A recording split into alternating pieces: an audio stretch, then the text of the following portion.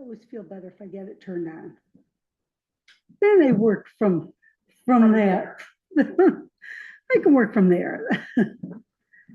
Okay, so that's on. The owl is on.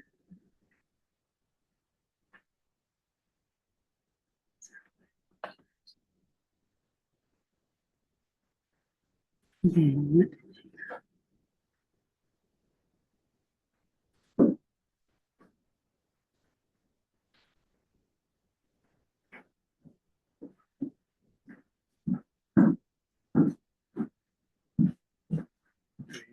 good evening.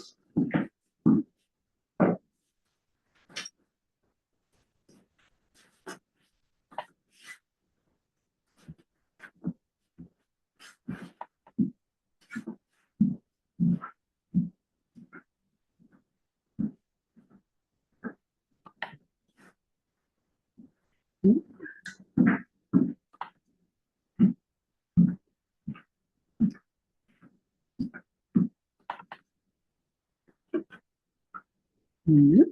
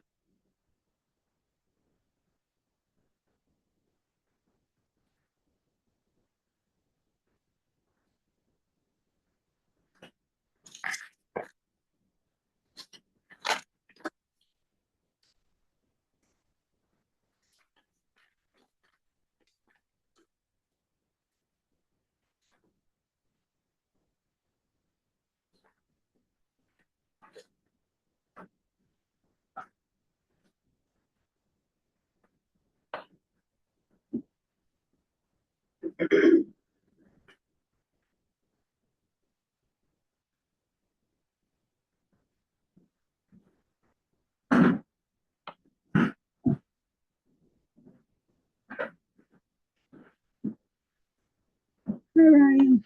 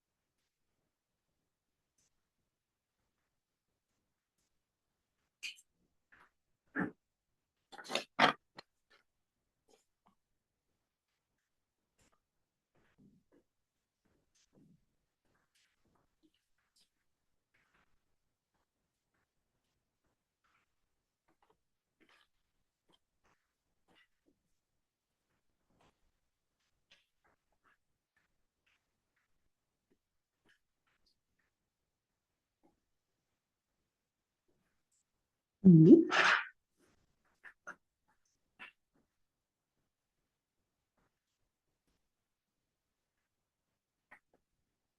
Oops.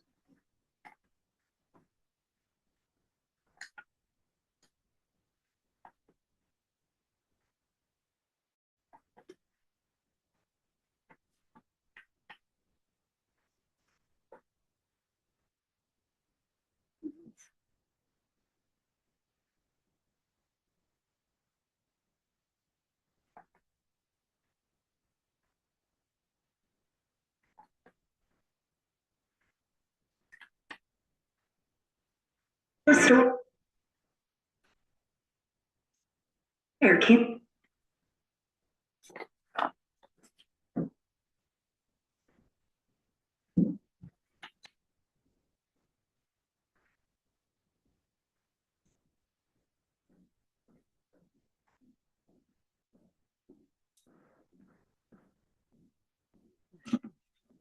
Hello. Hello.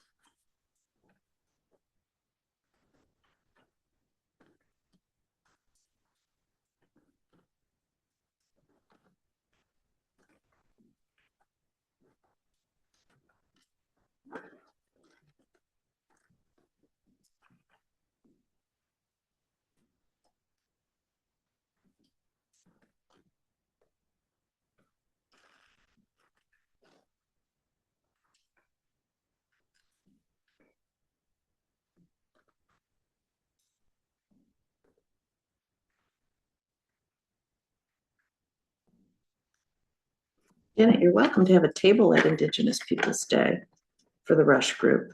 Okay, Yeah, thank you. anytime. Just be sure and like, let us know so that we can save you a spot. Okay. And then we'll, of course, keep you posted whether you need to bring your own table Sure. and whatnot, depending on your location. Probably you do. And a tent if it's gonna rain. But we'll keep you apprised. Our website is so out of date. You know, there's just two of us really now. You know how that goes.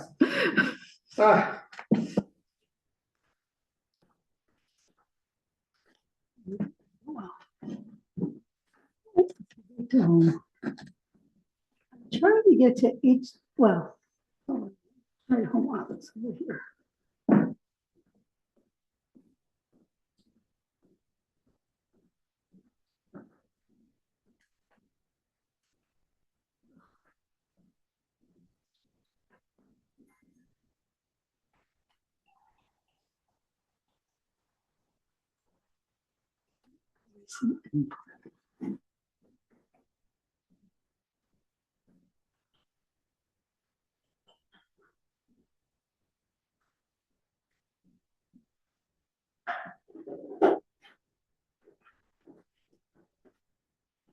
Oh, geez. Huh, won't bring up the PC. No. But I think I'm supposed to be on HDMI4, and I can't remember how we got to it the other day when we were doing this. Because usually I can click there.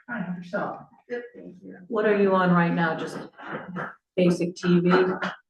Yeah, I'm just in whatever this world Because I is. thought I saw it say HDMI. I did when I first started. Yeah, when you first started. Sometimes there's a button up at the top that says input. I know, that's the one I was Yeah, looking I'm for. sure. There's not anything there. Okay, I'll just do this without. You know, I don't know when they're back. Do you have I know they're gone for a more than while. one HDMI, like HDMI 1 or HDMI 2? I can't even find the HDMI. This is the problem. I'm So sure that's it's- what you need. Oh, yeah, and I know it is. I'll give a sheet to That's what work. that cable is. Yeah. I don't know if there's water in there. Oh, I don't think there's water in there. Huh. Oh, there you are. There you go. Good. That's one of them. Yay. Where's So that? what I pushed, I don't remember. Oh, I do know what I pushed. Okay, How'd you do it? I think I pushed this button here. That does not say input on it. Huh, tell me if there's water in there. Oh, there is. So I don't know It's why in the background here. Yeah. Yourself somewhere. There's some- This is bad. There's There's something happening. in the background. Water and sign in. I, Yeah, that is so funny that that button didn't even say it. I know. You learn something every day, right? Yeah, and I'm trying to figure out, there is something that's open behind all this too. Do you I see did my- not see this, no, You don't see my thing anywhere. no. You have Okay. something open behind that. Yeah, it If seems you like it. escape, is there an escape? You know what? Can I View. send it to you? I don't know if I can or not, because my computer is just like about to die, but Yeah, and I don't, I'm just trying to see. I'm just trying to figure out what's behind this. This is what I want. and I don't have a power cord for mine, so. No, this is brother. Oh, brother, oh. There is a Zoom that's behind this. What the shared Dropbox is. I'm like looking to see if there's anything. I sent it to disappear. Yeah, let's see. Yeah. she's applying. Okay, and so I'm not sure what the Dropbox is. So I don't understand.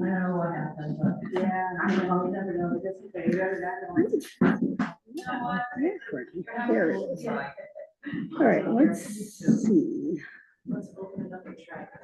Documents, hello.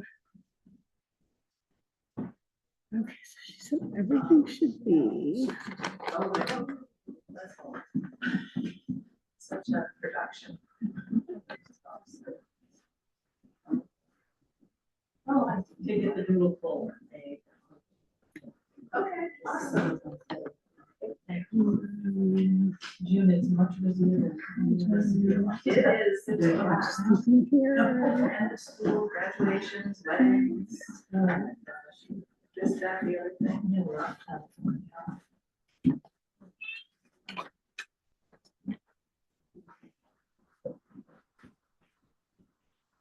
Sure, glad that I did the bigger cup.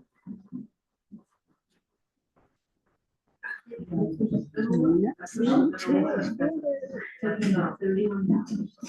That's me right there.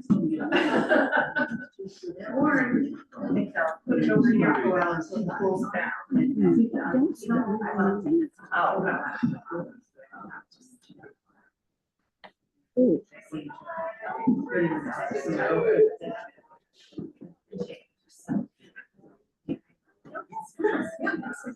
Let's say you don't have anything like a thumb drive or anything like that. Okay. No, all I have is I have my laptop. Mhm. I don't have any cords.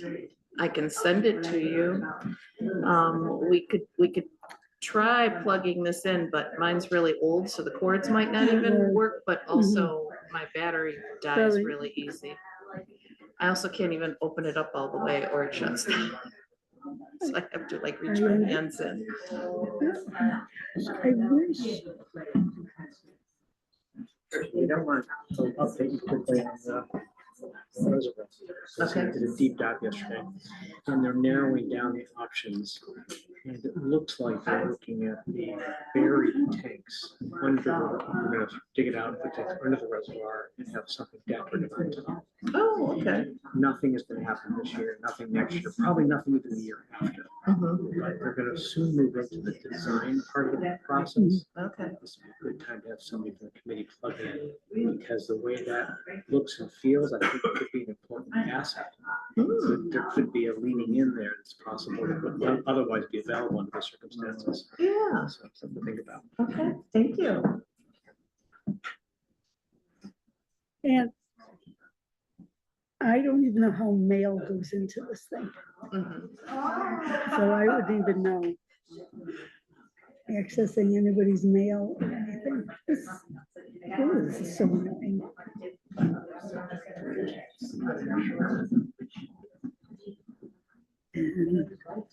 And I've checked every folder that she's told me about. Where they go next? I wish I knew she wasn't gonna be here this week. I realized I checked them all last year.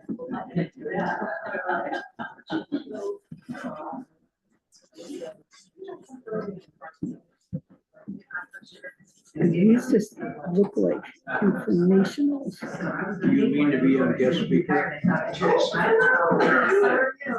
Pardon? Do, While you're in. Guest speaker. oh, Do you mean to be there? You want to get bigger than that? yeah, no, I don't see her file, so I'm giving up on that concept. And I'm just gonna make it big again. Yeah, I don't see it anywhere in here. What's going on? And let's go here. Yeah, that's sort of the thing.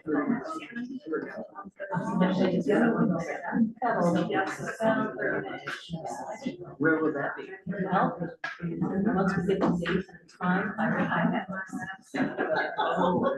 I saw a subject line for an email about the retreat. Is that confusing? No, that's a little different. Okay.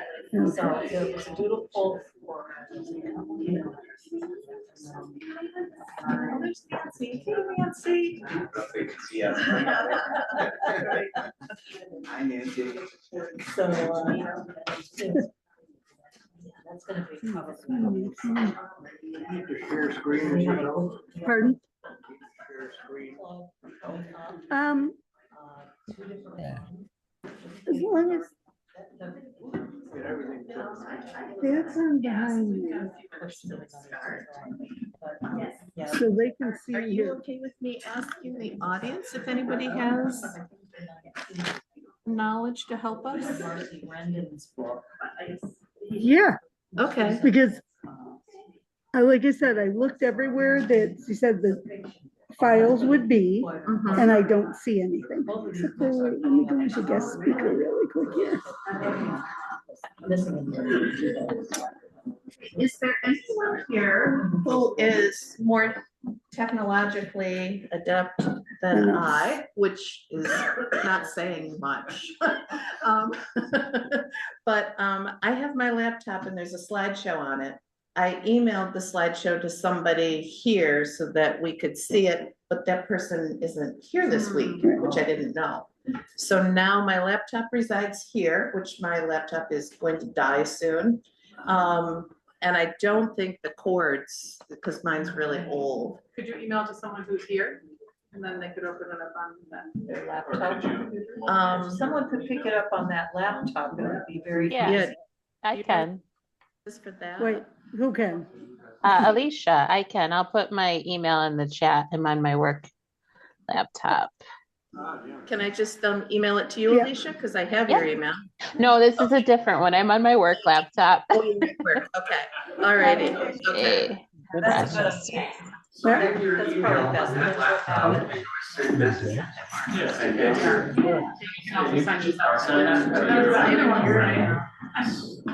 And the thing is that this, I can't even open it all the way down.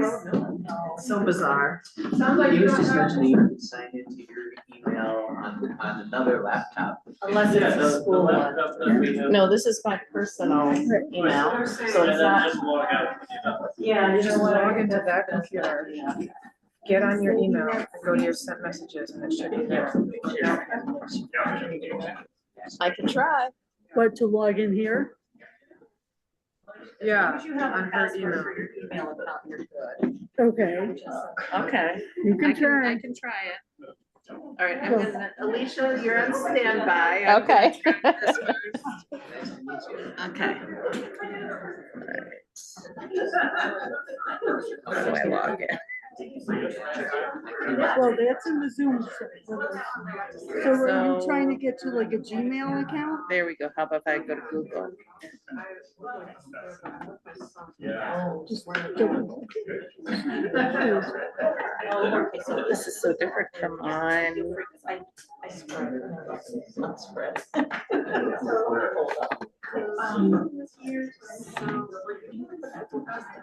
Okay. I wasn't signed on for it because I had it. Yeah. We have a babysitter. Yeah.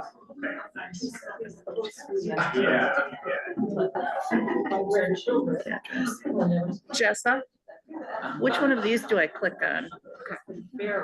So I clicked on Gmail up here and I got these choices. So you want to try. Open the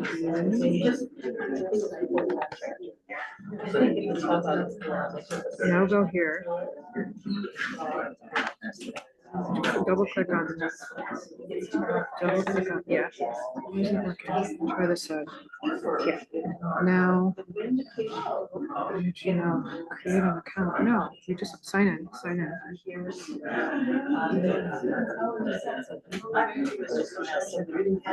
And now my email. Email. Okay. I gotta think which one it's on so I don't screw this up. School. Well, I'm gonna give it a try. I was thinking it was home, but I think it's at school. And the school one is also Gmail. Yes.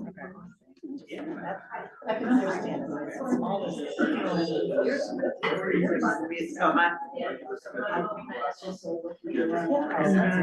Next. Okay, harleyschool.org. I mean, I never write to myself. Right. Where's delete backspace?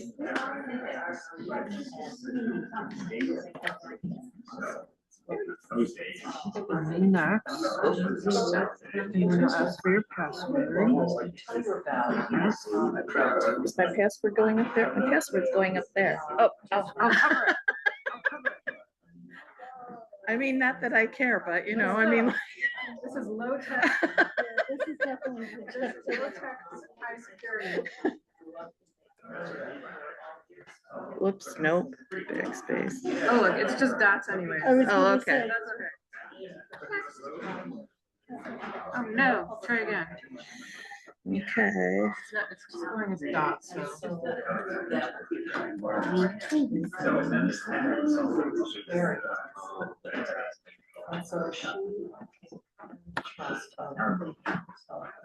Well, that's encouraging. That's encouraging. Now, go to sent, continuous Trish.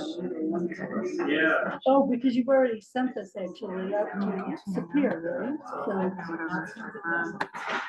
And then, no thanks, who is not here for part of this week? She wouldn't have been here at night anyway. No. done. And then sent, and then.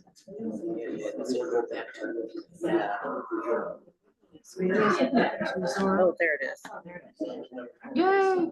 And there it is. Oh, Jesse, you're wonderful. And then how do we get to present in this? Oh, where'd it go? We should be able to share screen from here, right? We should. Okay. So if these are your slides, we should be able to just share the screen. Well, yeah, but you want to open on something to. Right. Is there PowerPoint? I'm looking for present or there's Canva, which is what I put it, designed it in. Should I That might hit work. Canva? Yeah, that might work. No, I don't want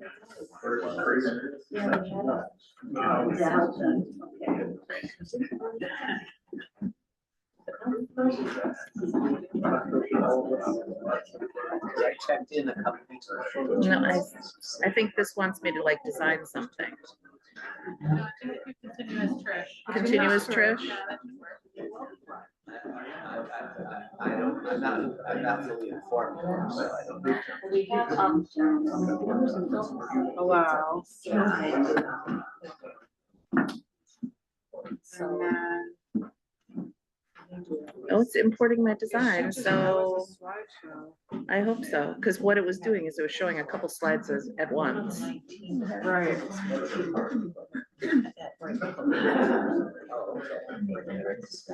Oh, and there's 4 people in the waiting Yep, room. so if we can. Okay. put them in, yeah. And present. Yes. Okay. All right. Pardon? Okay. And it's not even quarter after. Yay, teamwork, thank you, Jessa.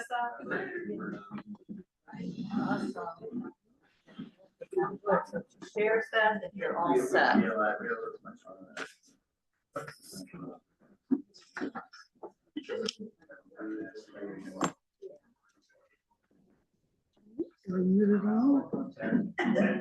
Hi, Nancy. Hello, Rob. Hi, Alicia, and thank you for your help.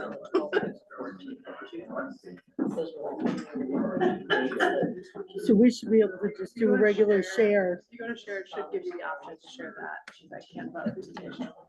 Oh, Yeah. 'Cause it's where it says- It's this one here. Yeah, 12 to 14.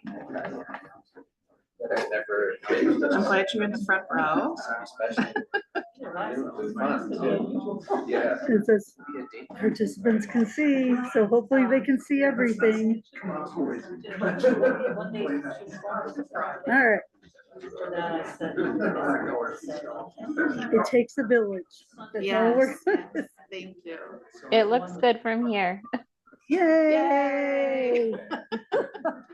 There's something in the chat. I don't know if someone asked it. Oh, Lord. It's really like, how do I? Listen, there's only so much I can. It's just me putting my email up there. It's nothing. Oh, okay. Thank you. All right. And you should be able to get your slides to move too, I would think. Oh, yeah, how do I advance them? Click on it. I may not be able to get back to the first one. Probably the arrows too. Yep, there it is. This is Okay, different. yay, This is different than how I do it at work. thank you so much.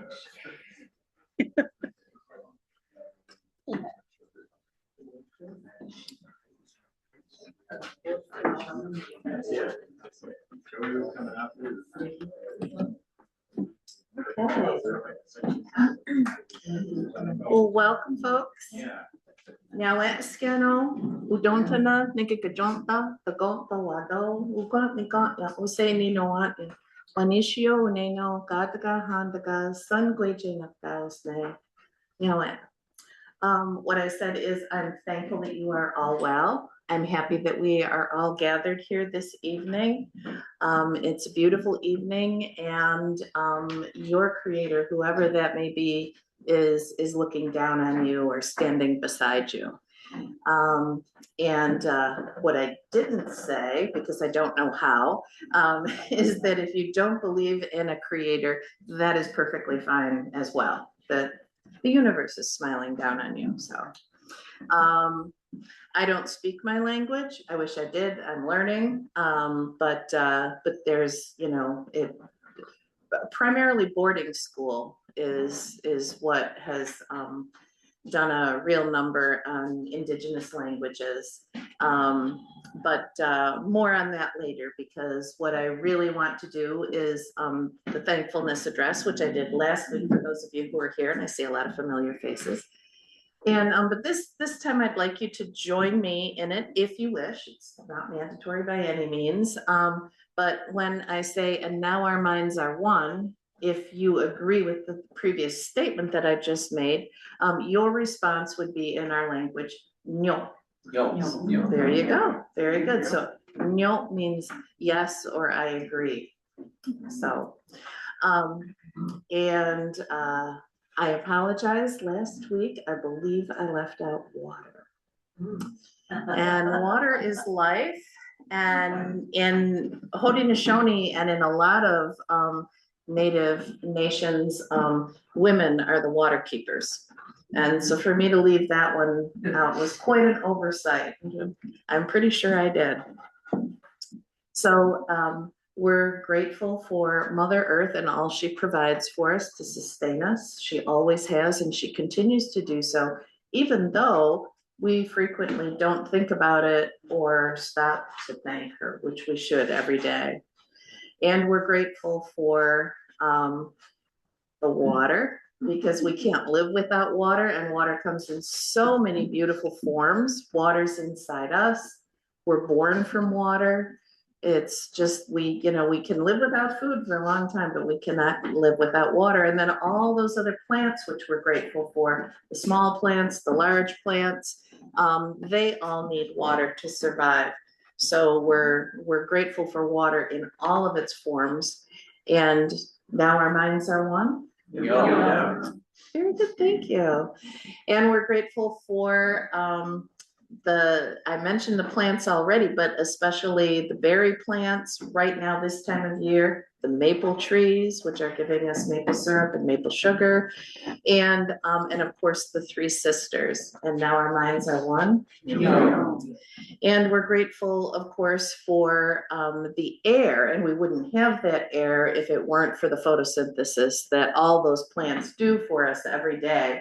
And that's really kind of a miracle if you think about it, that they take water and what nutrients they bring up from the earth with the sun, and then they just grow and create sugar and create so many things that to provide for us. So the trees are the lungs of the planet, but also they provide for us so many things, fruits and nuts and wood and homes for animals and that. So we're also grateful for all those animals that reside on Mother Earth, the four-legged creatures, the furry creatures, which often provide a lot of food for us as well. We're grateful for the finned animals, which also provide food for us. And it's all, as you well know, it's a web.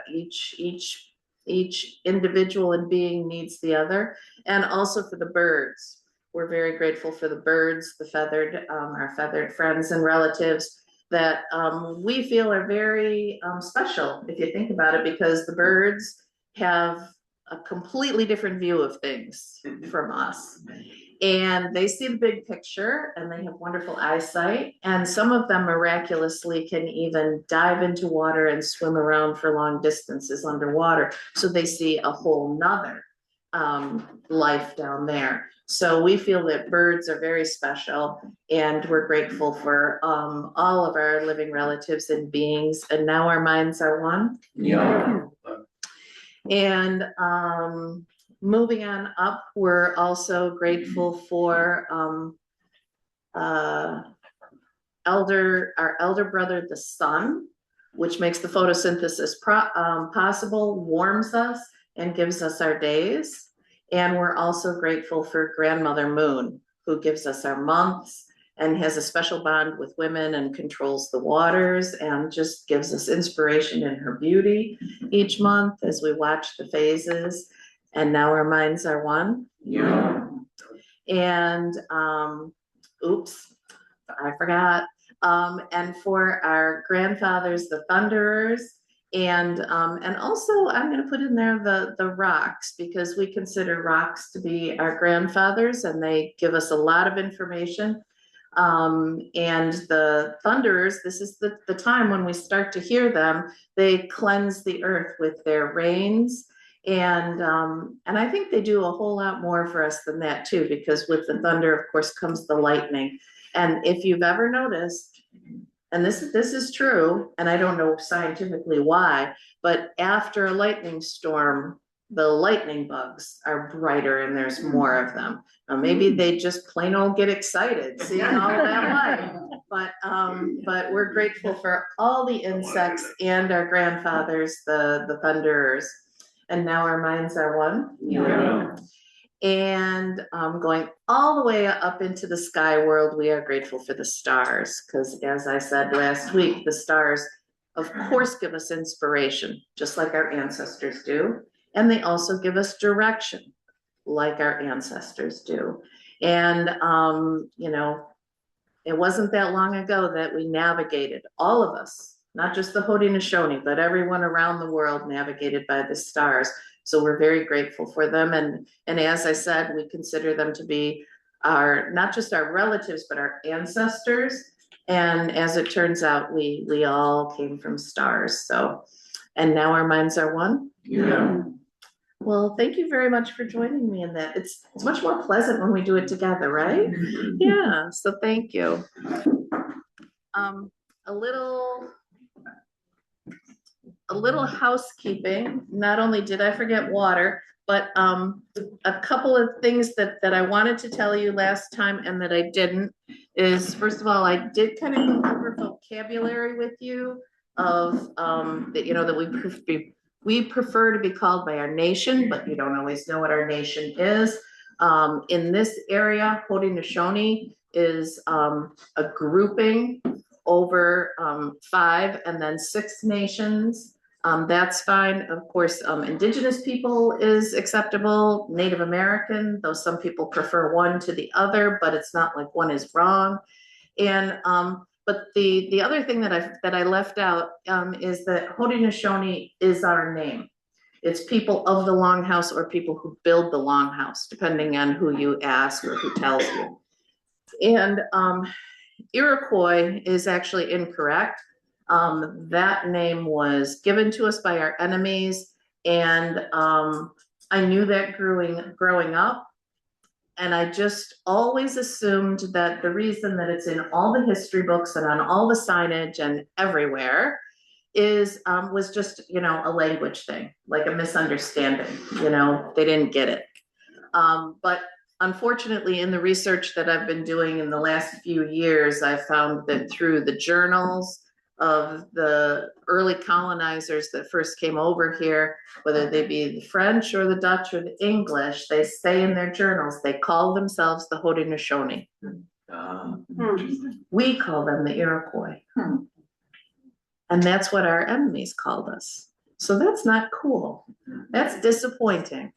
Disappointing. But if one of you were to refer to me as Iroquois or ask me a question, I mean, because a lot of people do, because it's everywhere. It's on signage. It's in all the books. That's what you learned in school.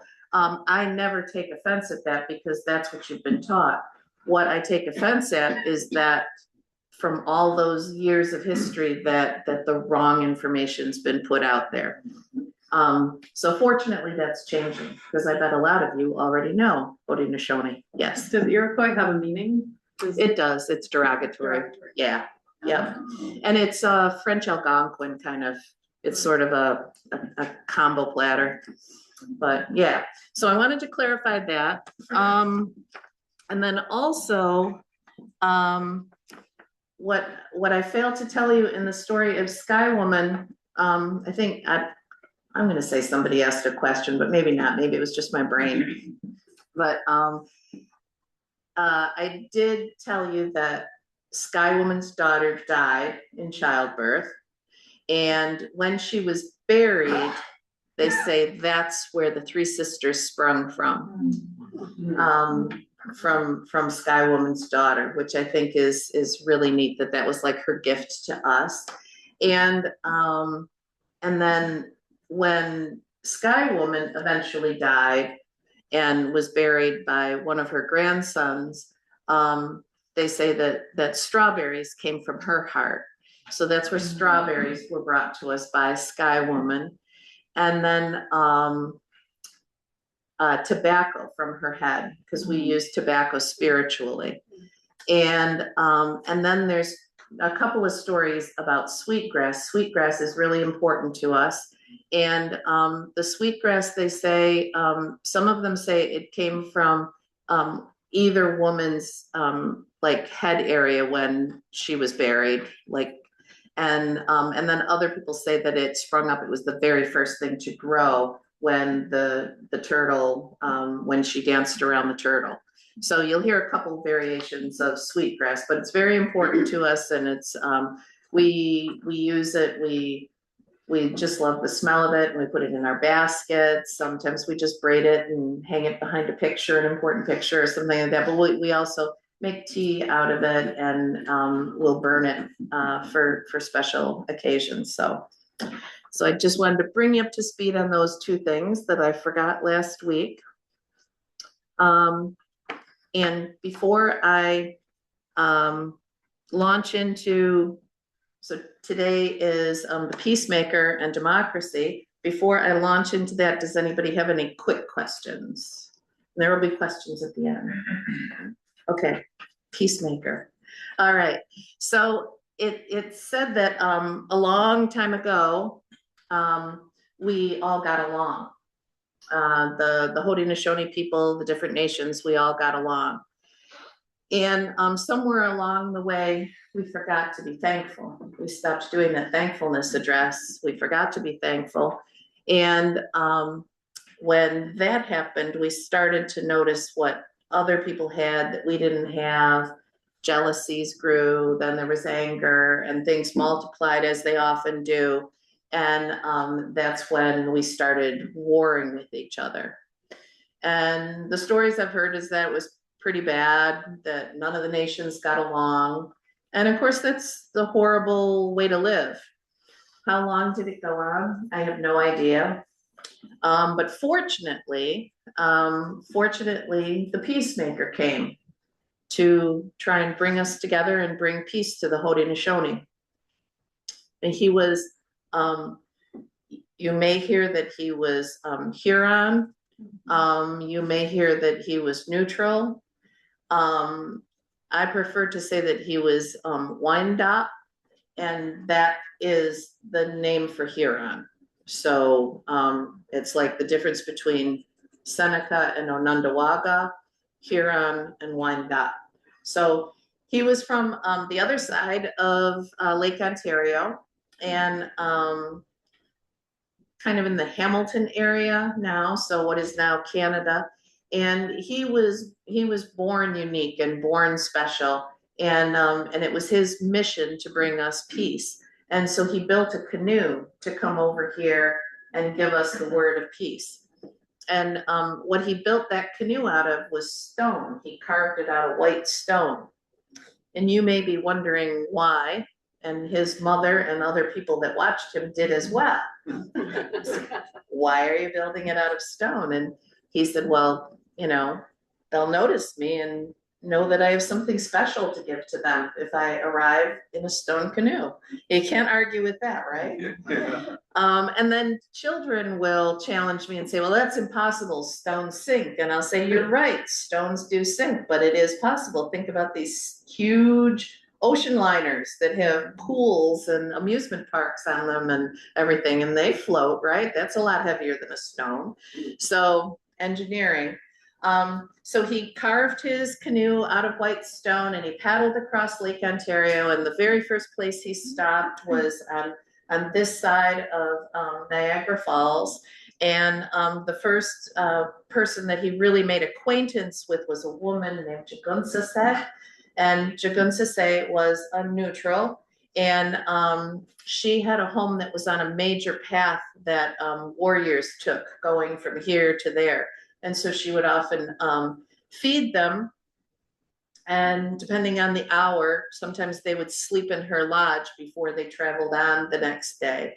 And so she liked the company, and she also liked finding out what was going on. She liked talking to them and listening and hearing the stories. And sometimes you'll hear the stories about Jagunsase, that she was kind of like evil and she was pitting people against each other and she wanted everybody's secrets and everything. I don't believe that story. I think she just liked company, and I'm sure she liked hearing, you know, the, what's it called? The news gossip. Yeah, there's the word I was thinking for, was gossip, the news, the gossip. I'm sure she enjoyed the company and the gossip.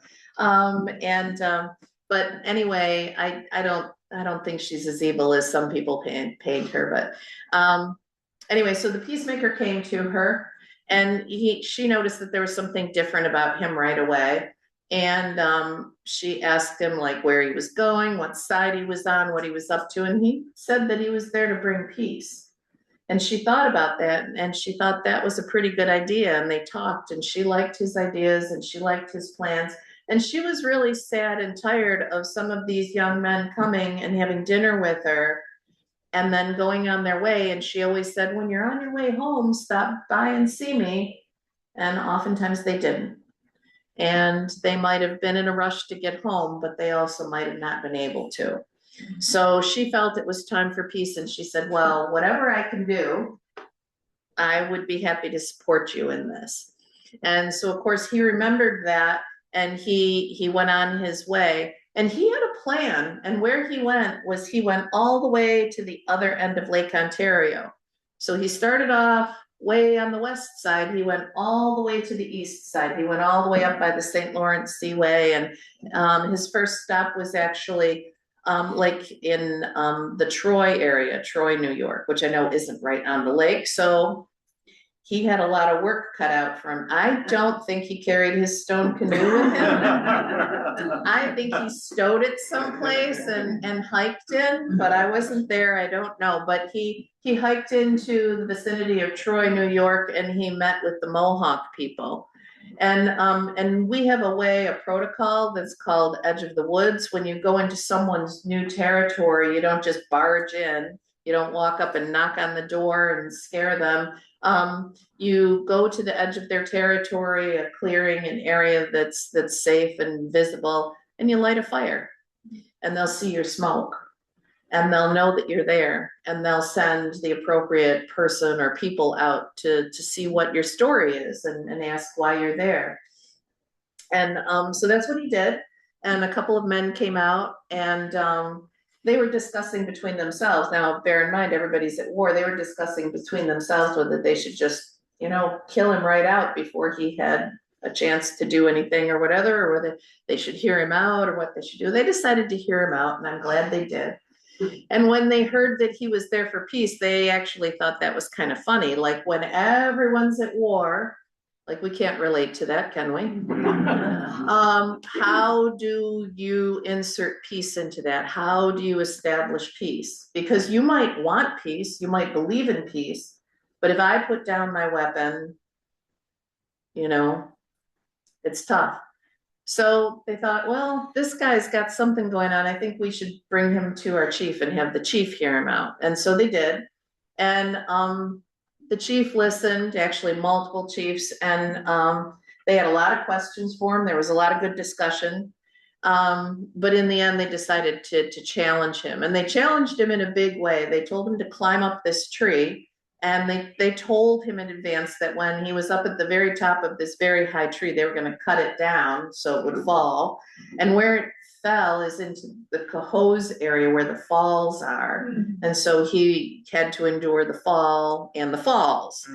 And he plunged into the river and was never seen again. So they were kind of like, and they went home. But the next morning, they smelled some smoke that wasn't from their fires, and they smelled some cooking. And sure enough, over there beside the river was the peacemaker. He'd survived, and he built his little fire, and he was cooking his breakfast. And so they thought, we better talk to this guy again. And they did, and they thought, well, if he has power enough to endure that fall and that plunge through the rapids and the waterfall and everything, maybe he's on to something. And so the Mohawks decided to sign on to peace. And the Oneida lived next door, and they're called Little Brothers, and because they're a smaller band. And you can imagine if the big Mohawks next door, which was a huge band of people, have decided to go for peace, the Oneida were like, they were in.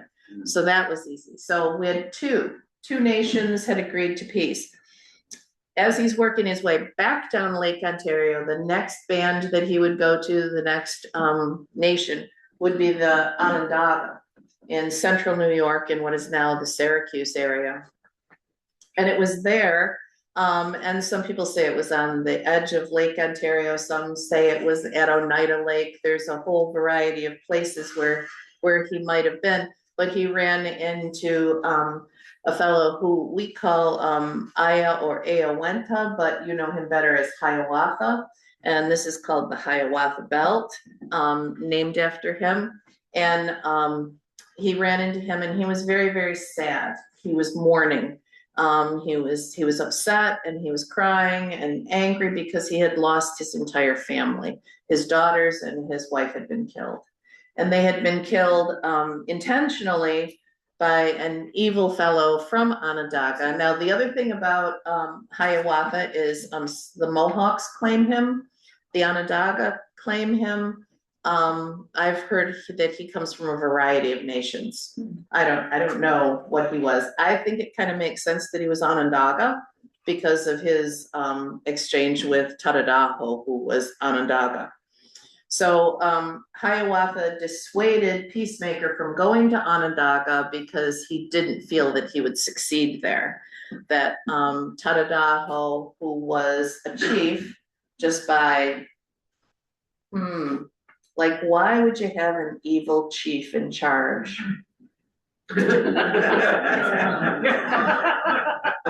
Just happens. Intimidation. Anyway, so they say Tadadaho was really evil. They say he was so evil he had snakes in his hair, that he had special powers, that he had a lump on his back. He lived in the swamp, but he had power over the Onondaga people.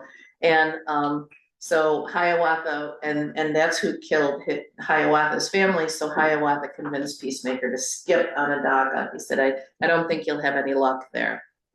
So Peacemaker listened to him and continued on his way and didn't go to the next group. He went all the way back to the original end of the lake where he started, the west side, to my people, the Onondowaga or Seneca people, which were also like the Mohawk, a big, huge band of people, and said, hey, I'd really like you to think about this piece, and wouldn't it be great? And we should do this. And the Seneca were like, nah. And he's like, well, yeah, peace is good. And he's like, no, we win all of our wars, so we're cool, is basically what they said. And so he said, okay, and there's some say that he told them that he was going to cover the sun, and some people say that he told them to look to the sky, that there would be a sign that would convince them that the words he was speaking was true and that they should listen to him. But however he worded it, they did look to the sky, and there was a complete solar eclipse. And that happened, the solar eclipse was right over Rochester, Victor area, right, you know, in the vicinity of where we are. And so we have 2 specific dates when we know that happened. Now, which one of those dates, we don't know, but one was like the 900s and one was like 1170 or 60. I had my notes someplace, but anyway, it was a long time ago. And so the Seneca were like, yeah, we're in. And, yep. And then the Cayuga were between the Seneca and the Onondaga, and they were a small band. They're called our little brothers. And so when the Seneca were on board, they said, absolutely, we're along. So now we've got 4 of the 5 nations who have said yes. And of course, this process took years. How many years? I have no idea. But I mean, if you can just imagine that there was a lot of paddling involved, and there was also a lot of walking involved. So, and people didn't sign on right away. But anyway, so now it was time to go to Onondaga in central New York. And so he called all the other chiefs to gather there, so that they would show that they were united and that everyone wanted this peace. And of course, Hiawatha was with him, because once he and Hiawatha bonded, Hiawatha traveled with him and helped convince people. And then he also called Jagunsase to rejoin them. So Jagunsase came because she said she would help any way that she could. So she traveled from the Niagara Falls area to Onondaga so that they all came together. And people say that they paddled in all these canoes across Onondaga Lake singing the peace song. Other people say that they gathered on the shore, and then there are stories of Tadadaho throwing things in their way to block them, even like, you know, storms and wind and all sorts of stuff. But they persevered, and they kept coming. And all the chiefs tried talking to Tadadaho and saying, look, at all the other nations have agreed to this. This will be better for all of us. We're stronger together. And Tadadaho wanted none of it. He was not interested at all.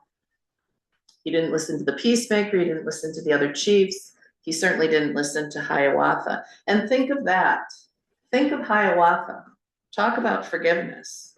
Hiawatha was trying to convince Tadadaho to join this peace, was making this his life work along with Peacemaker, and Tadadaho had killed his family, and out of spite too. I mean, just so there's a huge story of forgiveness in this. And so finally it was Jagunsase that started singing. And she sang a song of peace. And she was able to approach Tadadaho. And he was very still, because he was really listening to that song. And she was able to comb the snakes from his hair. Now, some people will tell you that Tadadaho did that. There's a lot of books out there that say Tadadaho combed that Hiawatha combed the snakes from Tadadaho's hair. But I have never heard that story growing up in our matrilineal society. And if you think about it, Tadadaho wouldn't listen to any of the chiefs, wouldn't listen to any of the men, but it was the woman's voice that changed him. And as it turns out, and I love telling this part to children, this Tadadaho wasn't evil. He did evil things. I can see why people would call him evil because of his actions, but he wasn't evil. He was hurt.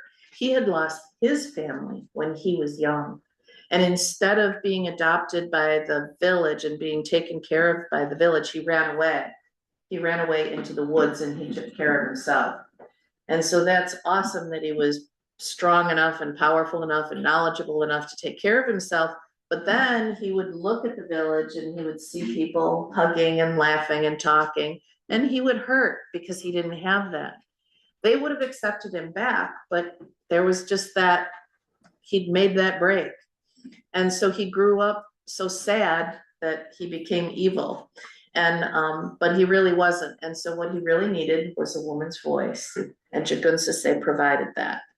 And she combed the snakes from his hair and his back straightened up. And then she chose, so the peacemaker said that because Jagunsase was the first person to accept the word of peace, that there would always be clan mothers, and that clan mothers would choose the chiefs and would also could dehorn the chiefs if they weren't doing a good job. And so it was Jagunsase that placed the horns on Tadadaho's head and said that he would be the head chief at Onondowaga. And by being the head chief, there should be a better term in the translation. It wasn't like he was more important or in charge, but he was important because he, it's not like he's above the others, but he's very, very important, and he always has to be present when all the nations come together. And he is to this day. So we have Tadadaho today because our names are like titles today. They carry forth. Okay. So the person that wears those horns and gathers the people together at Onondaga, his name is Tadadaho, just like the Tadadaho from years and years ago. Which is also why we call George Washington Honeyagaius, the village burner. So we don't just call George Washington that, we call every president of the United States that. Yeah, village burner. So those titles carry forward. That is how the 5 nations came together. And that is how we have clan mothers, and we're a matrilineal society. And then the peacemaker said, well, now he looked around, and here were all these nations and all these warriors, and they had their weapons with them. And he said, that's not right. So he looked around and he saw the tallest tree was a white pine. And he thought that would be a perfect symbol. So they say he uprooted the white pine. And he asked for 1 arrow from each of the nations. And he took 1 arrow from each of them. And he took one of his own arrows and he broke the arrow, which was really easy to do. You can break a pencil, you can break an arrow. And then he took the bundle of 5 arrows, 1 from each of the nations, and it couldn't be broken. So it showed the unity and the strength in being together. And then he told them to bury their weapons under the white pine tree. And that's where the expression bury the hatchet comes from. And then replanted the white pine. And so the white pine, which is in the center here, is our tree of peace, very symbolic of the tree of peace. And on each of the little whorls, the little groupings or bouquets of pine needles, it's 5. So that was symbolic of the 5 nations. And the reason they're called white pines, some people say it's because their needles are so shiny that when the sun shines on them, the tree actually looks white. I have seen that a few times, but we say that the reason that it's a white pine is because the sap bleeds white, very white, yeah, and very sticky. So this Hiawatha belt was designed at that time when we came together. So this is one of, if not the oldest wampum belt. And it also reads as geography of New York State. Wampum belts are made of quahog shells. To make each bead, they say when it was, hand drilling, and Jessa knows a lot about that.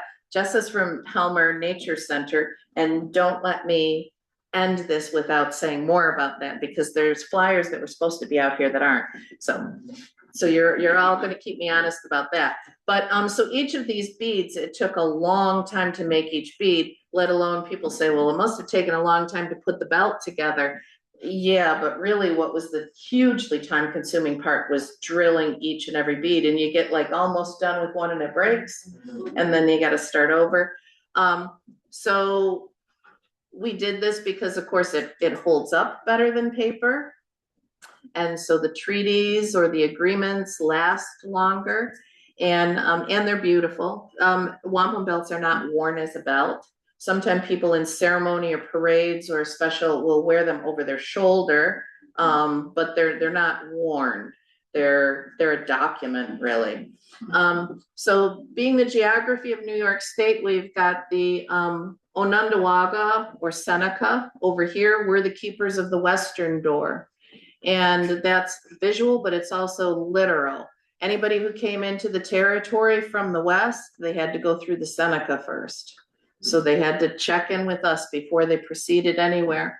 And then the cayuga, and the white pine in the center represents the Onondaga, because that's where the white pine was planted on the edge of Onondaga Lake, which is still there today. The tree is not, the lake is. But unfortunately, it's a Superfund site. It's the most polluted lake in the country. And, but it's very, very important lake to us. And also that's where our council fire burns to this day for the Haudenosaunee. We still meet at Onondaga. We meet, of course, on our own, but when there's a big council meeting, we go to Tadadaho's territory and we meet at Onondaga. And then we have the Oneida, and then we have the keepers of the eastern door, the Mohawk. And Gayogono, Onondaga, they throw another sound in there that makes it sound like their name means rolling hills. And when they say it properly, which is very similar to Onondaga, but there's more to it, it almost sounds like rolling hills. Yeah, so Gayogono, I'm not good about the Oneida. And then the Gaia. So all of the names that you're familiar with the exception of Onondaga, and even that one is like names sort of that were given to them rather than the actual names. Any questions at this point? Yes. So is this mostly an oral history, or are there written languages?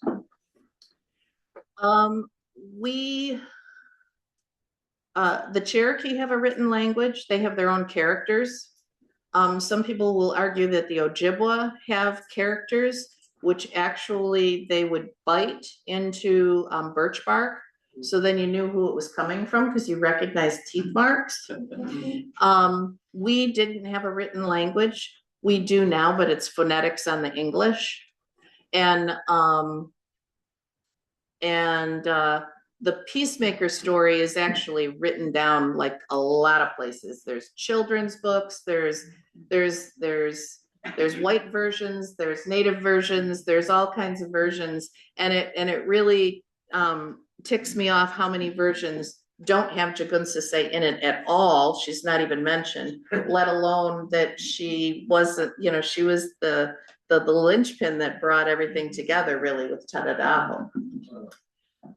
One of the really important things about this wampum belt is this white band that not only ties us together as we have a relationship, we're a unit, we're a group, but you see how it extends off of the ends? That's like open arms. That's like, you can join us. We accept other people into our union of peace. And indeed we did when the Tuscaroras came up from down south. and they asked, can we join? We said, sure. And so that's why you'll hear we're called the Five Nations, and that's correct because that's the original, but we're also the Six Nations because Tuscarora joined. And Tuscarora were originally from up here a long, long, long time ago because their language is very similar to ours. So actually, so I just told you that like Seneca, Onondowaga, there's actually 7 names for each one of us because we each have our own language. If you can speak the language, you can understand the other 6 languages, but they're all a little bit different. And so there's actually different pronunciations, like 7 pronunciations for each band. And yeah, so that gets, I'm learning. What's interesting is that the Tuscarora spoke a relative language to ours, even though they came up from the Carolinas, but they had moved down to the Carolinas. They were originally from up in this area. Yeah, and oh, yes. Is the historical belt, the artifact, is that important in and of itself, or is it just a symbol that can be added to modern belts? Oh, that's an excellent question. I'm so glad you asked that. Thank you.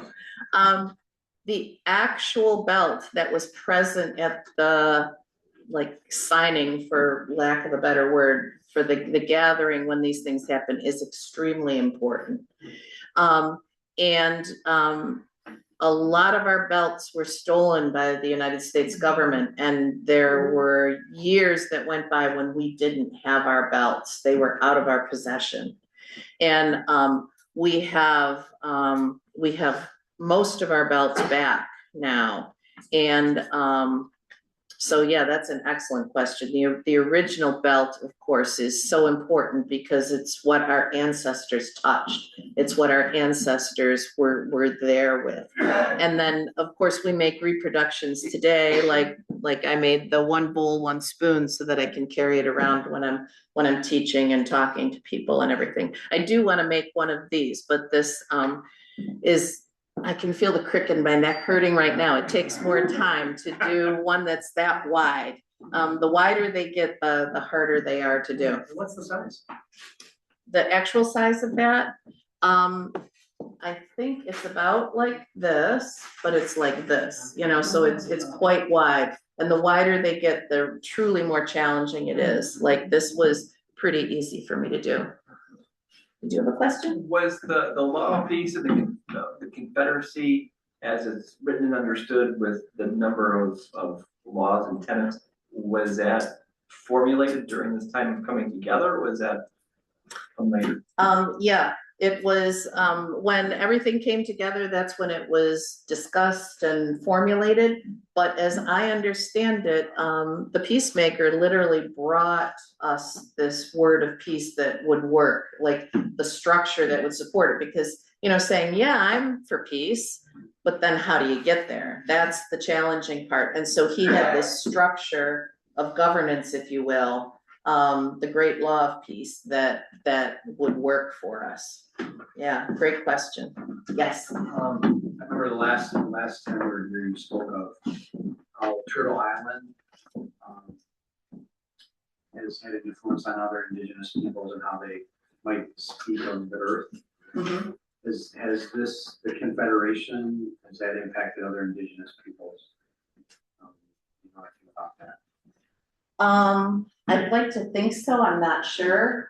I know the Anishinaabe, which are Cree, Ojibwa, Potawatomi. Did anybody help me out? There's a couple more, but they're the nations at the other end of the Great Lakes and the Great Lakes Basin. They have a very similar, so Anishinaabe is like Haudenosaunee for us. That's the grouping for them. And whether they got the idea from us or just kind of did it on their own, that I'm unsure of. That's a good question. But to the point of my next part of the lecture, is that the United States government used the Great Law of Peace as the basis for the Constitution. Yeah, yes. The connections between the boxes, just notices 2 of them are double and 2 of them are single and one's lower. Is there significance to that, to those connections? That's an excellent question. I have wondered that myself, but I've never asked anybody, so I have to do that. Thank you. Yeah.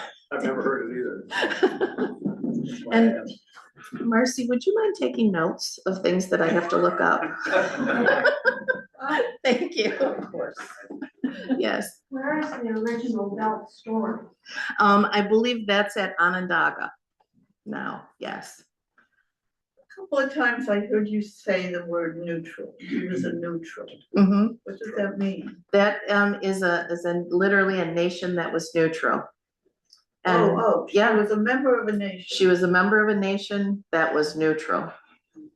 All Okay. neutral. They're called neutral, yeah. Name was neutral. And so what they did is when all this warring was going on, somehow they maintained being neutral by providing things. So they were very, how did I hear them described one time? It was kind of great. It was like when you're, I don't want to screw it up. I'll try and find it and then bring it next week. But basically they were really good at trading with people and just staying neutral and not getting on the bad side of anybody. Which is why I think Jukunsase gets a bad rap sometimes for being like, you know, just gossipy and trying to get the better side of things or something, but I don't think she was like that. That's just my personal opinion. Yes. I'm just curious if the stories include what they were all fighting about before the peacemaker came and like what. They stopped being grateful, they stopped being thankful, and so they started to get jealous. Jealous of. Just jealous, yeah, yep, yeah.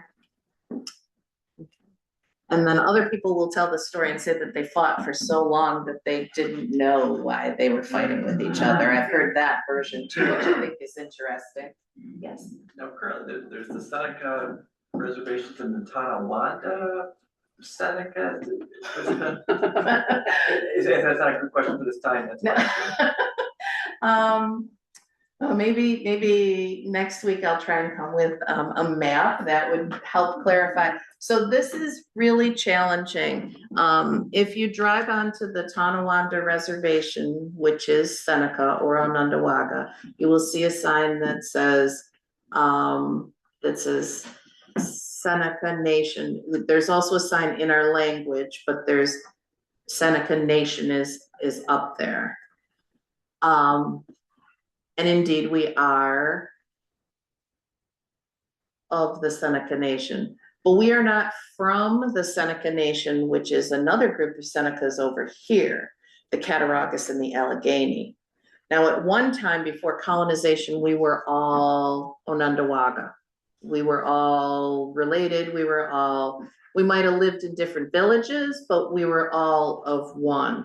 But with colonization, they physically moved us and separated us. And by the way, when natives were put on reservations, they weren't supposed to go off the reservation. Like you've heard the expression going off the reservation, you were not supposed to go off the reservation. And it was perfectly legal. I'm not sure whether it was every single state, whether it was a federal law or whether it was state law, but it was legal to shoot Indians when they left the reservation, unless they had, it was like a permission slip, but it had a name. A pass. Yeah. They had a pass. And so they could get a pass to go visit a sick relative at another reservation or to do something. They could ask for a pass and get a pass. But, you know, some people didn't ask to see the pass before they, you know. What time period would that have been? I think it was on the books shockingly late, but it was happening like when there was more wars going on in the West with the Western tribes. And so like the 1800s.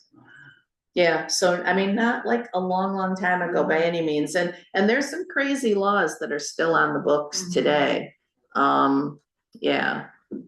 Oh, so I didn't really clear. So we got separated physically, and then we got separated by colonization, like forcing rules and policies and expectations upon us.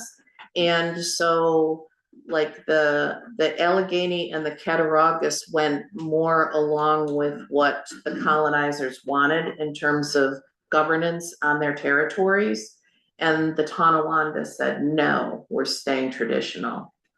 And so that kind of created a schism between the nations.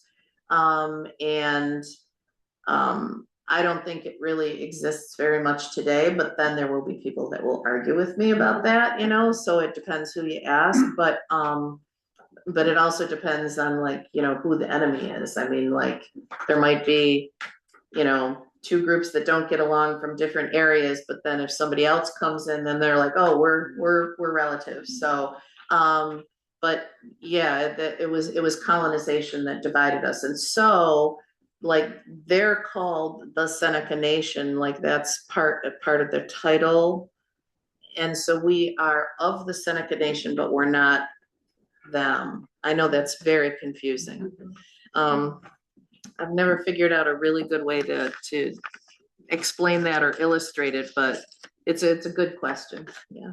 Yes. You had said that the woman who Peacemaker met first, I can't say her name. Jagunsase? Yes, because she combed the snakes out of the hair. And then women rose up in, you know, being clan mothers.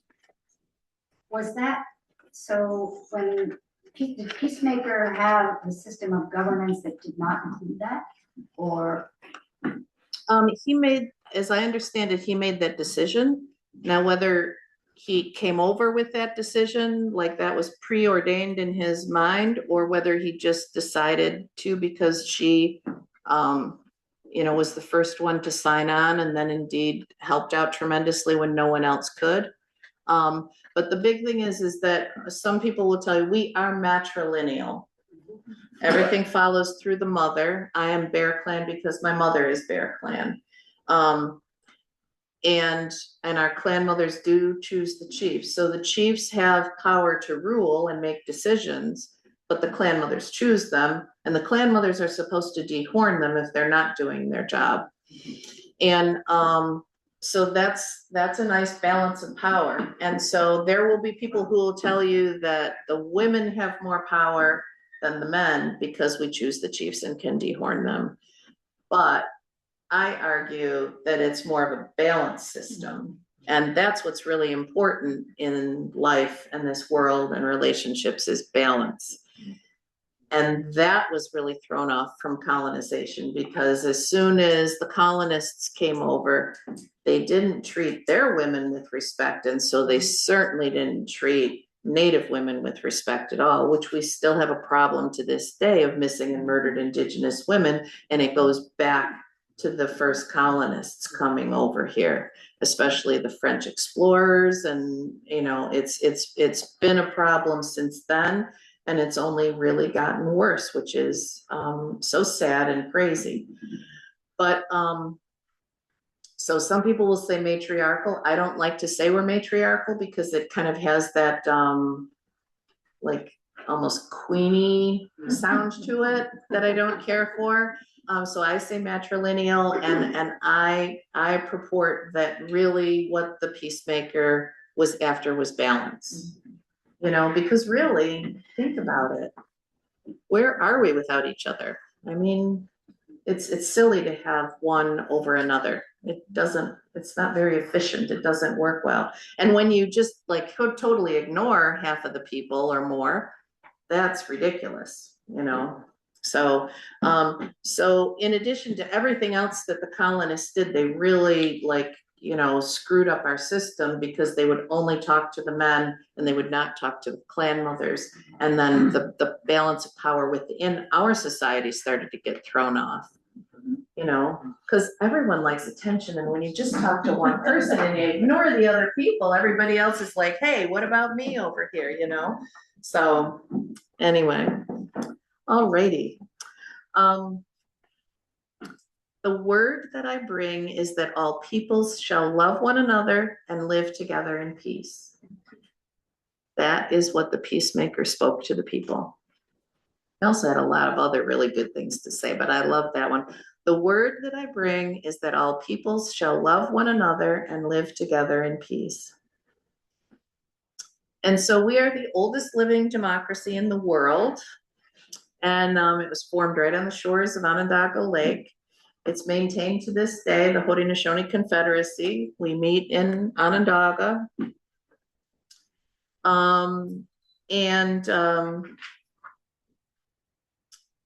Here's the dates. 1142 is when the eclipse was, or 909. Those are the two dates when we came together, according to people who are smarter than me. But in 1987, the US Senate recognized the influence of the Haudenosaunee on the Confederation and Constitution of the United States with a resolution that reads, the original framers of the Constitution, including most notably George Washington and Benjamin Franklin, are known to have greatly admired the concepts, principles, and governmental practices of the Six Nations of the Iroquois Confederacy. See, they put that in there. Whereas the Confederation of the original 13 colonies into one republic was explicitly modeled upon the Iroquois Confederacy, as were many of the democratic principles which were incorporated into the Constitution itself. Many founding fathers met with Haudenosaunee chiefs throughout upstate New York to ask questions about our great law of peace and the formation of the Confederacy. They refused to meet with our clan mothers, even though chiefs advised that they do. Benjamin Franklin was very impressed with the Haudenosaunee governance and published Onondaga Chief Canestego's speech from the Treaty of Lancaster on, ironically, July 4th, 1744. And this is just an excerpt from the chief's wise advice. He said, "We heartily recommend union and a good agreement between you, our brethren." By the way, most Native nations called the colonists their brother or brethren, brother, not father. And yet in all the treaties and all the writing coming down from the government, they are the great father. The father is, you know, and there are quotes, and I've got to dig them out. So they've got a collection of them. There are quotes from chiefs that say, "You are not my father." But it's still got written down. So anyway, so I think it's awfully nice for the things that have been done and gone on that we still say brother here, or that he still says brother. "We heartily recommend union and a good agreement between you, our brethren. Never disagree, but preserve a strict friendship for one another, and thereby you, as well as we, will become the stronger. Our wise forefathers established union and amity between the 5 nations. This has made us formidable. This has given us great weight and authority with our neighboring nations. We are a powerful confederacy, and by your observing the same methods our wise forefathers have taken, you will acquire fresh strength and power. Therefore, whatever befalls you, never fall out with one another." Pretty powerful quote, especially from Savage. Franklin wrote to his printing partner, James Parker, in 1751,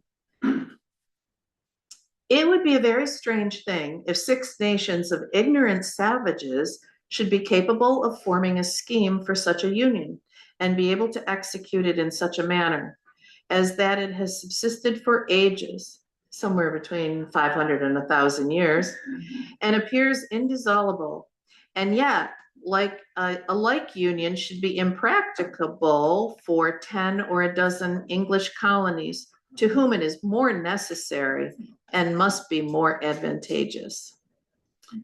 So Franklin also referenced the Iroquois model when he presented his plan of union at the Albany Congress in 1754, which was attended by representatives of the Haudenosaunee and the 7 colonies.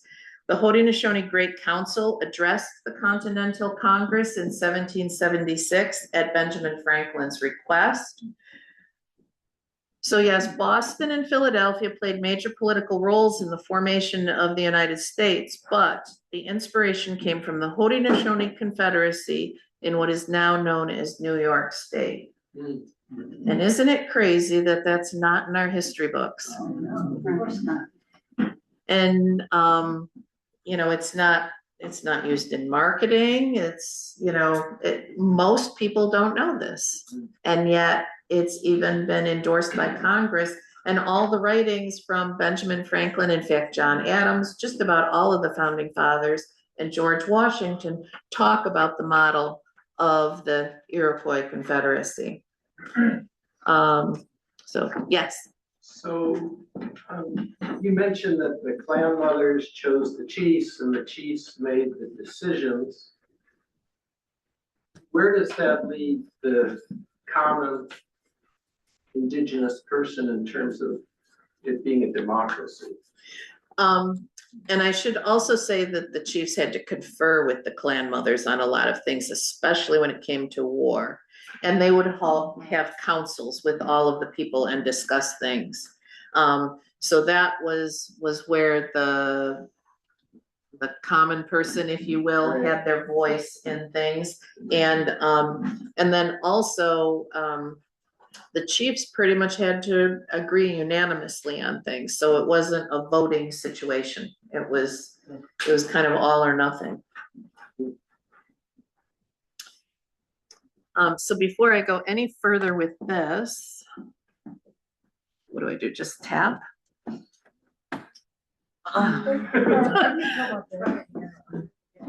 Arrow. Well, you'll see, I like this hovering and then it, oh, there we go. There we go. All right. Okay, so here we have our pine tree of peace, and it has the eagle on top, which the peacemaker said would look out and guard us and tell us if danger was coming. The 4 major white roots of peace were to spread around the world and spread peace, and you can see that there's a weapon buried underneath it. This circle wampum is a very important wampum in that it's the 50 chiefs from all the nations, and the nations were divided up and had a certain number of chiefs, and they weren't an equal number.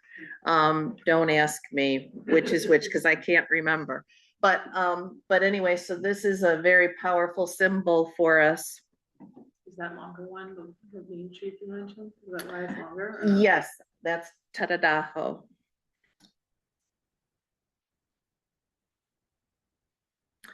Did the colonists ever use arrows? They never used arrows. Nope. So there's a lot of similarities that they borrowed from in symbolism. They borrowed our eagle, even though we know Ben Franklin wanted the turkey. We can't copyright a circle, but still there's some similarity there. And they didn't use the white pine, but they've got an olive branch, which of course that goes back symbolically.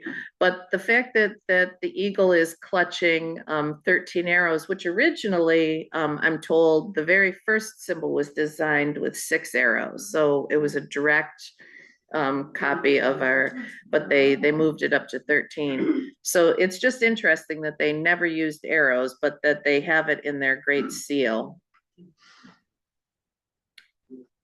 And then this is a lot of reading, but it's basically what I just said to you. And it's showing, you know, that they borrowed a lot of stuff. And then this is another symbol that represents the 50 chiefs. And again, I realize you can't copyright a circle, but still you see some similarity carry over. Oh, I guess that's it. I think I'm thinking of one of my other slideshows that I did for school that was longer. So anyway, so there's some symbolism that was borrowed, as well as you know, actual verbiage and how to organize things. Any questions before I go further? Oh, yes. Can you say anything about Handsome Lake? Not tonight, just because it goes off in a whole nother direction. But Handsome Lake was a fellow that came along, a lot later. A lot later than the forming of the Confederacy. He lived in the Geneseo area, and he kind of revived our religion, if you will, even though it was illegal for us to have a religion. But he told us that we needed to go back to our old ways, as well as he gave us some new direction as well. So I'm going over my time. So maybe I should end there. But if you're willing to take some notes, next week, I'm going to be talking about the good mind, but, I welcome suggestions or questions, like Handsome Lake just came up. For any of you who are coming back next week, if you have a specific area that you'd like delved into, I'm open for suggestion. Yes. Yeah, one of the things that I struggle with, because I look at the division and balance of power, excuse me, that we have set up in the United States Constitution versus the one that came clearly from the Haudenosaunee. And there's clearly many parallels. They're not identical. No, but what always has struck me, especially recently, is that the Haudenosaunee Confederacy also relies on the good mind, which I know you're going to talk about next week, and there's an underlying foundation of morality, if you will, of how we treat each other, of the respect and the way we interact with each other and with the natural world, that's agreed upon in order to uphold then these structures, which now, of course, in the United States seems to be ebbing away. We had some kind of a foundation, but not a united one in the same way as the Haudenosaunee. Right. And so I have wonderings about that and about your thoughts about that. So maybe that's more for next week. Yeah, so thank you for pointing that out. Thank you for asking. And yes, that's true. And that's, almost a thing that comes from the cradle. So it's not like law and ordinance, and it's just like a way of life and something that you grow up with. And that does speak to the good mind, and I will address that next week.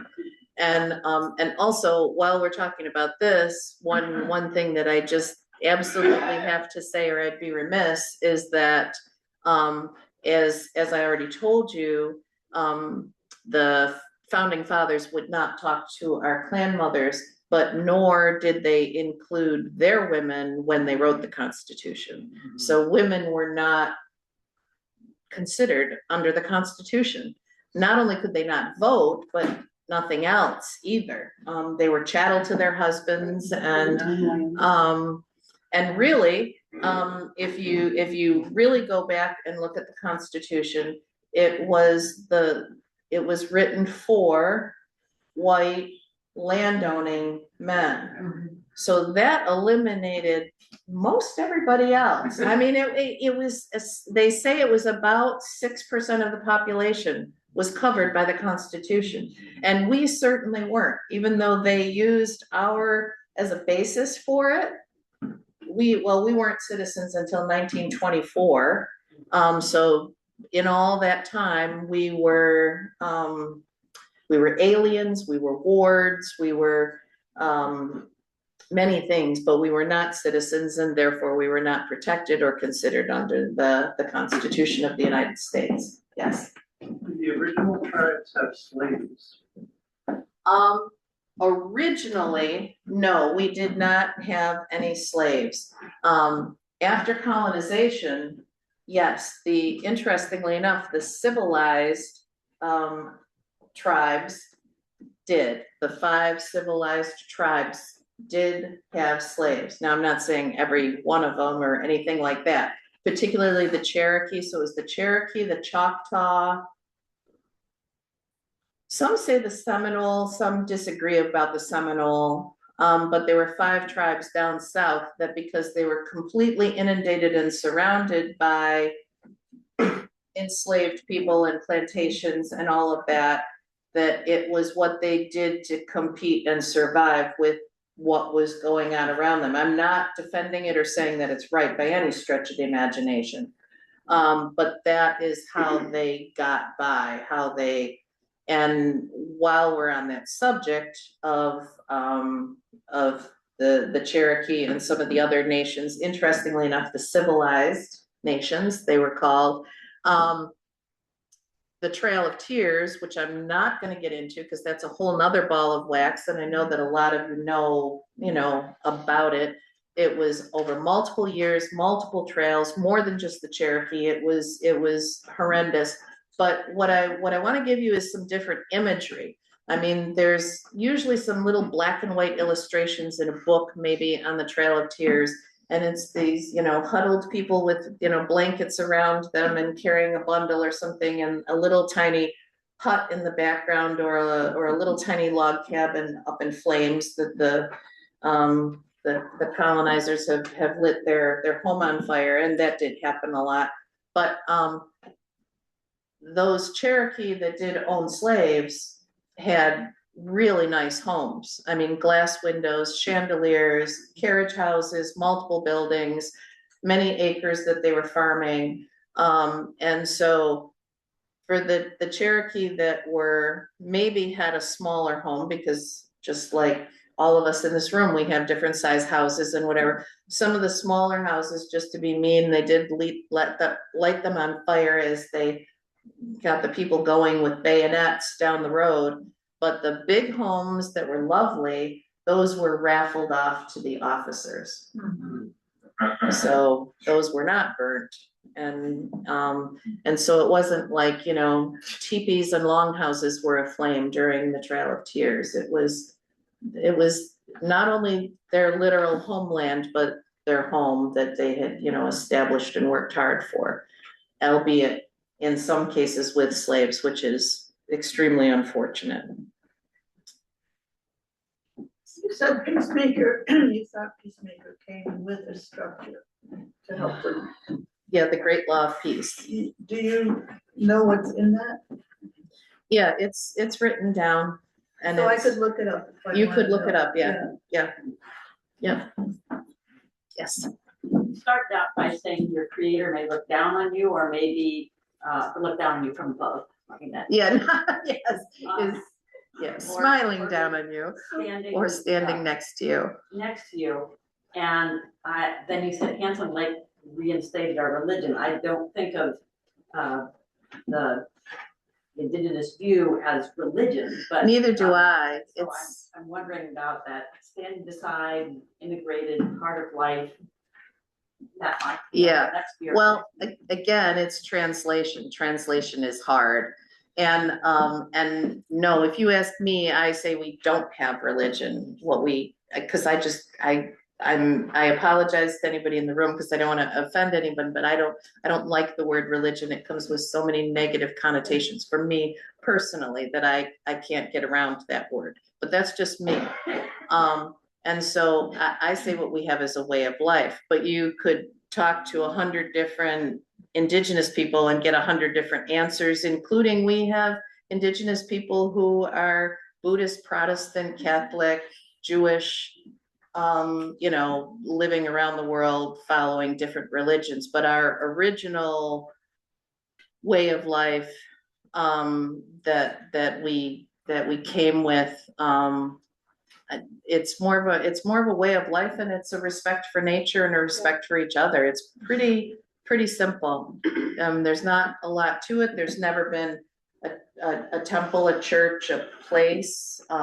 There might be certain places in nature that are a little bit more important than others, perhaps, but yeah. So I agree with you, but it's hard. The language is hard. Yes. Not a question, it's a comment, okay? Sure. From a white Anglo, I've always grown up, there was a separation between science, religion, and philosophy. Mm-hmm. You're a philosopher, a scientist, or maybe you're a marketeer. I don't think it's not that you don't have religion, it's all built in there. It's not that you don't have it, it's we separate it so we can fight about it. Mhm. You have it all in there so you can live it. Yeah, Because I just want to challenge, I believe there's a great deal of living good and well and respecting a creator and ancestors. yeah, And somewhere along the line, somebody might say that's religion. yeah. But it's all in there, and it's Mhm. not out in separate pieces with separate names, so we can have separate titles and departments and fight. Yeah. And I think that's for me personally, I'm a scientist, that's a great big lesson. Yeah. Is that science, religion, and philosophy, the majority has to get together. Mhm. Don't say you don't have, because you're already together, Mhm. and I love it. Yeah, and I'd say we're extremely spiritual. You know, so very spiritual, if not using the other word. I see people are starting to get up and go, and that's cool because we're over time. But what I want to remind you is there's Ripples of Plastic is on the back table and also outside the door, and that's at First Unitarian Church this month, and it's a film, and it's all about rights of nature, which I would really love people to embrace. And we're specifically talking about the Great Lakes and the Genesee River, but all nature. So I hope you come to that. And then also, Jess is with us today. She's from Helmer Nature Center. And I wanted so much to have flyers for you, but I don't have them. And it's this coming weekend. Now I've got the right weekend. This coming weekend, both days out in Arundecoit by beautiful Durand Eastman Park and that vicinity. Well, do you want to speak to it or should I keep going? You go. Okay. I think it's like 10 to 4-ish. Okay, maybe I should go. Yeah. So, yeah, we have a little nature center and we do maple sugaring on our nature center. And so we always have a pancake breakfast. And it is from 10 to 1 on Saturday and Sunday. And for the last few years, we've invited Trish and the Indigenous Peoples Day Committee to come join us. And Trish does lovely storytellings. And you love Trish's storytellings, as I do. I know you all do. It's just so special to be here with you during this. But she tells stories related to Indigenous maple sugaring. And so she has little storytelling sessions, and then we have a pancake breakfast, and then I unfortunately don't get to hear your stories that day because I'm out giving tours of our maple sugaring operation. We do tapping and show you our evaporator. So everyone is welcome to come to Helmer Nature Center this weekend. You can look it up on Facebook, I guess. Yeah, it's a lovely event and the pancakes are good. Yes, they are. There's a question online. Oh, Alicia. Oh, well, I know we're over time, but I'll make it quick. I don't know the language, but I had heard that it was like non-gendered, so not specifically, male and female. So I don't know if that's true, I guess, if you can clarify maybe. And then if it is non-gendered, is that maybe where the miscommunication sort of translated through or it was ignored? I don't know, as far as women's place. All right, thank you. Yeah, a lot of Indigenous languages are non-gendered. I was told that about the Onondowaga language, but the more that I've delved into it and I'm learning it, that's not true. There seems to be a gendering.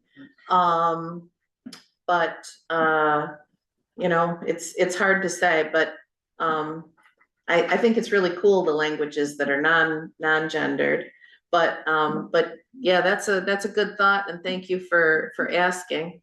Thanks. All right. Well, thank you once again for coming.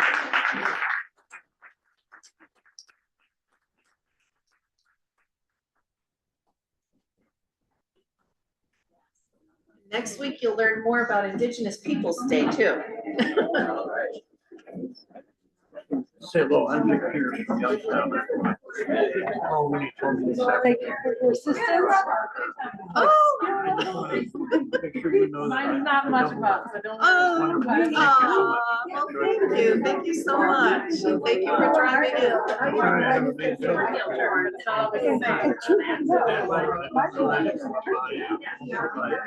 Yeah, so you can do Zoom.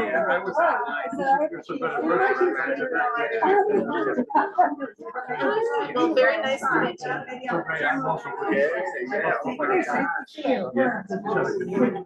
We can't stop things. Thank you. Okay, great. Okay. It's great that that's all. Yeah,